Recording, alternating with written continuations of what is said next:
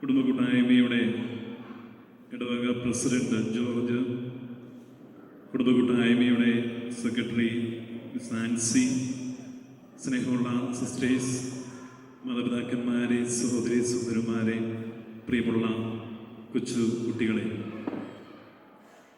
ഒത്തിരി സന്തോഷത്തോടുകൂടിയാണ് ഈ പ്രൗഢോജ്വലമായ ഇടവക കൂട്ടായ്മയുടെ, പ്രത്യേകിച്ചും കുടുംബ കൂട്ടായ്മയുടെ വാർഷിക സമ്മേളനത്തിൽ പങ്കെടുക്കുന്നു. ഞാൻ ഇവിടെ ഇരുന്ന് ഈ പ്രോഗ്രാം കണ്ടുകൊണ്ടിരുന്നപ്പം ഞാൻ ബഹുമാനപ്പെട്ട വികാരി അച്ഛനോട് പറഞ്ഞു, ഇത്രയും മനോഹരമായി ക്രമീകരിക്കപ്പെട്ട ഒരു മീറ്റിങ്ങിന് ഒരു കീനോട്ട് അഡ്രസ് വഹിക്കാൻ മാത്രമുള്ള യോഗ്യത എനിക്കുണ്ടോ എന്ന് ഞാൻ അച്ഛനോട് ചോദിച്ചു. ഏറ്റവും കുറഞ്ഞത് രൂപതയുടെ വികാരി ചന്ദ്രണ്ണയിലും വിളിക്കേണ്ടതായിരുന്നു എന്ന് അച്ഛനോട് ഞാൻ പറയാം. അച്ഛൻ പറഞ്ഞു, എന്നെ സന്തോഷിപ്പിക്കാനാണെന്ന് തോന്നുന്നു, ഇതിന് ഏറ്റവും പറ്റിയ ആളെ തന്നെയാണ് വിളിച്ചിരിക്കുന്നതെന്ന്. എനിക്ക് ചെറിയ സന്തോഷം തോന്നിയെങ്കിലും യാഥാർത്ഥ്യം അതല്ല എന്നെനിക്കറിയാം. എന്തുതന്നെയായാലും ഇന്ന് വലിയ സന്തോഷമുണ്ട്. ഒരു ഇടവക ഇതുപോലെ ഒരുമിക്കുമ്പോൾ എത്രമാത്രം അത്ഭുതം പ്രവർത്തിക്കാൻ പറ്റും എന്നതിൻ്റെ ഏറ്റവും വ്യക്തമായ തെളിവാണ്. ഞാനിവിടെ വന്ന നിമിഷം മുതൽ ശ്രദ്ധിക്കുകയായിരുന്നു.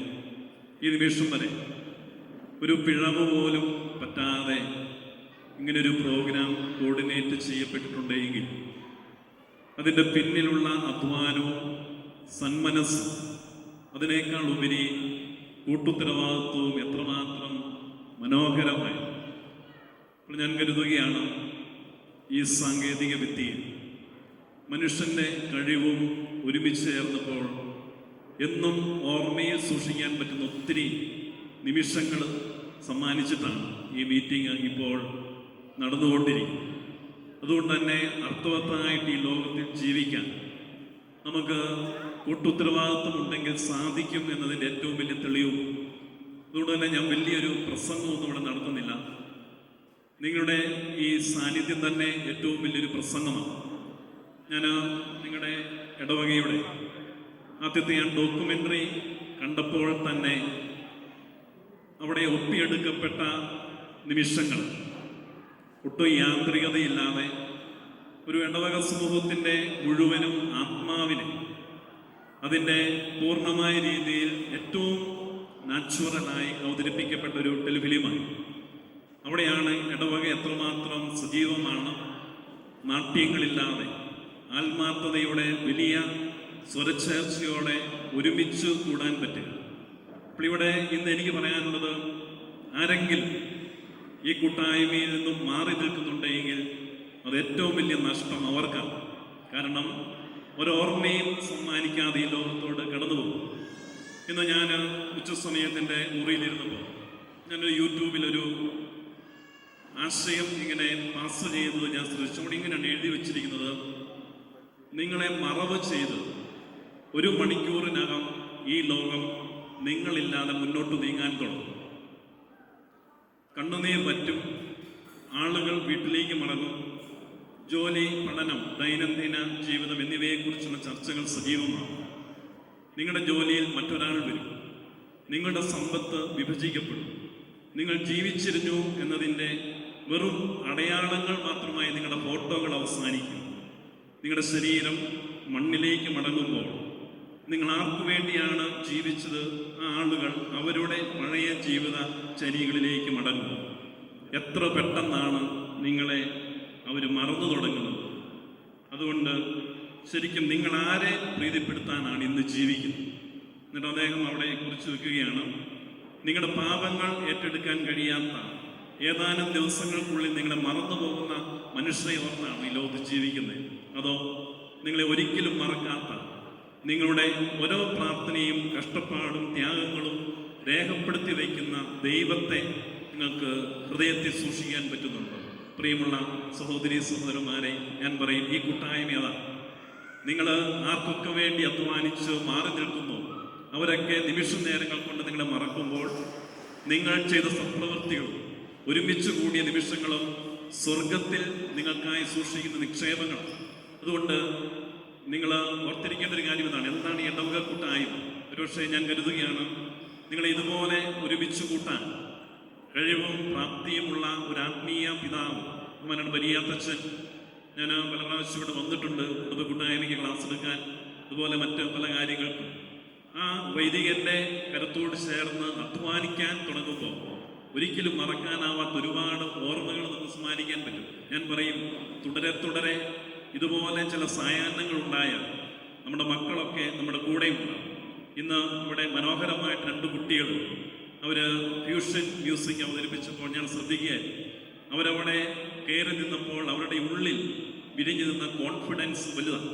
കാരണം സ്വന്തം ഇടവക സമൂഹത്തിൻ്റെ മുമ്പിൽ ഇത്ര നിഷ്കളങ്കമായിട്ട് അവരുടെ ആ സാന്നിധ്യത്തെ ആ സ്റ്റേജിൽ കൊടുക്കാൻ പറ്റിയിട്ടുണ്ടെങ്കിൽ അവർ അധ്വാനിച്ചതും അവർ കഷ്ടപ്പെട്ടതും ഒരേ മാതാപിതാക്കന്മാർ പരിശീലിപ്പിച്ചതും ആത്മാർത്ഥതയുടെ വലിയ കൃപയിൽ നിന്നുമുണ്ട്. അതാണ് യഥാർത്ഥത്തിൽ നമുക്ക് വേണ്ടത്.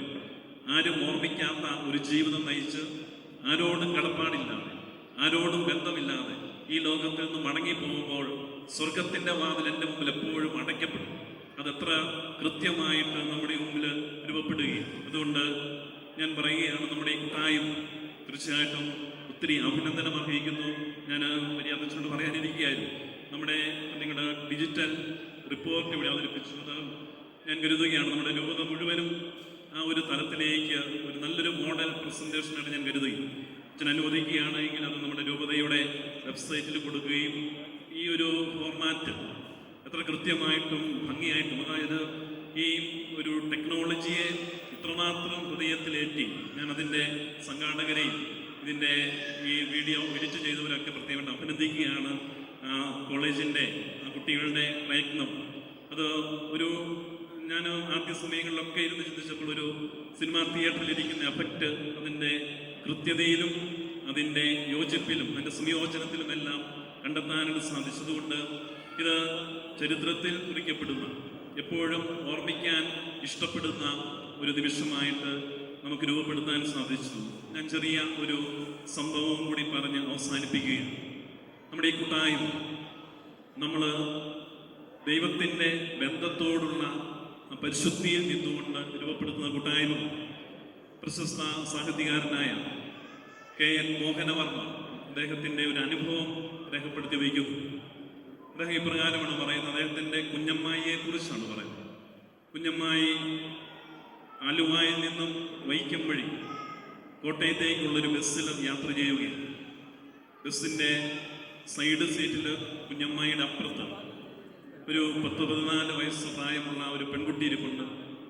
വണ്ടി വൈക്കത്തെത്തിയപ്പോഴേക്കും ഈ ബസ്സിൻ്റെ സൈഡിലിരിക്കുന്ന പെൺകുട്ടി ശബ്ദിക്കാൻ തുടങ്ങി. അവളുടെ മുഖം പുറത്തേക്ക് തിരിഞ്ഞിരിക്കുന്നതിന് പകരം കുഞ്ഞമ്മായിയുടെ മുഖത്തെ മടിയിലേക്കാണ് തിരിഞ്ഞിരുന്നത്. ആദ്യത്തെ ഛർദി അമ്മായിയുടെ മടിയിൽ വീണു. അങ്ങനെ 2-3 പ്രാവശ്യം ഈ കുട്ടി ഛർദിച്ചു. അപ്പോൾ അവിടെ ഇരുന്ന യാത്രക്കാരും കണ്ടക്ടറും ഒക്കെ ഇവളെ കുറ്റപ്പെടുത്തി.